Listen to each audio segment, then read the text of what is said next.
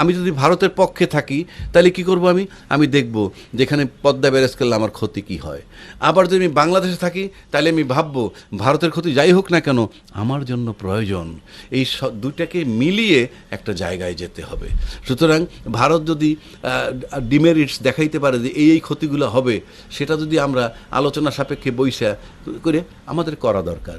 আমরা এমনভাবে কাজ করব, ভারত আমার এমন একটা প্রতিবেশী, আপনার বন্ধু পাল্টাইতে পারেন কিন্তু প্রতিবেশী পাল্টানো যায় না।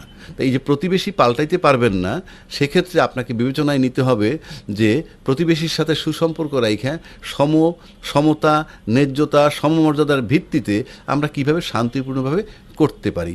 একেবারে আপনি করা শুরু করবেন, দেয়ার আর মেনি ওয়েজ। আপনাকে ডিস্টার্ব করার জন্য তো নানান ওয়ে আছে। সুতরাং আপনি এটা শুনবেন না তো আরেকটা আছে। আমরা ইতিমধ্যে অনেক কিছু টের পাচ্ছি, বর্ডার নিয়ে, বর্ডার থেকে এই পুশ ইন পুশ ব্যাক এই টাইপের কথাগুলো। দেখ, সেই বিতর্কে আমি যাচ্ছি না।